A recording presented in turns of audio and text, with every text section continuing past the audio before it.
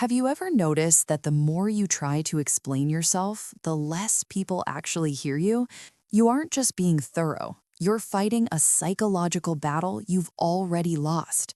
It starts with a simple no, but then the panic sets in.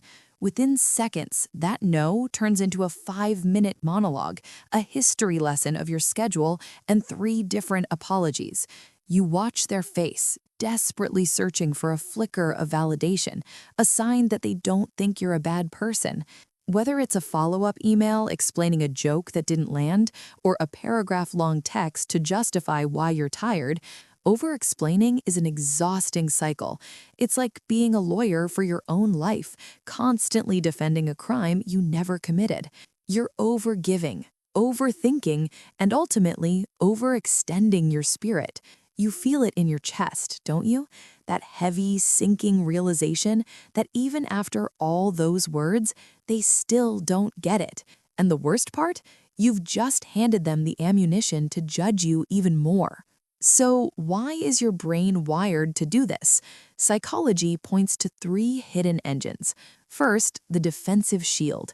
For many, over-explaining is an unconscious management of perception. You believe that if you can just provide enough data, you can prevent a negative opinion. To you, a misunderstanding isn't just a mistake, it's a threat to your character. You aren't sharing information, you're trying to control their mind. Second, the ghost of the past.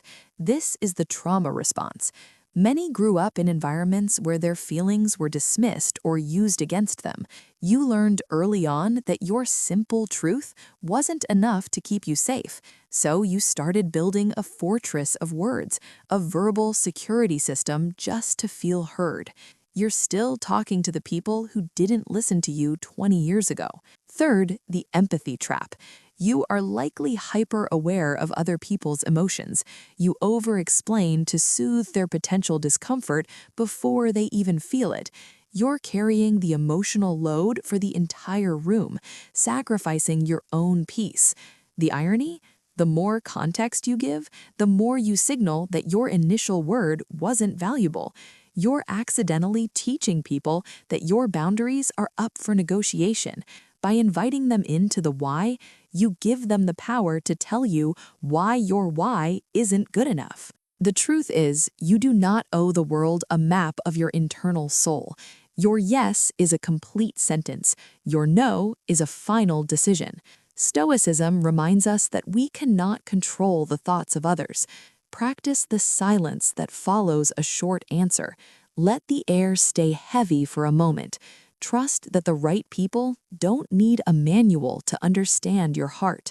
If you're ready to stop defending and start living, type enough in the comments. Subscribe for more.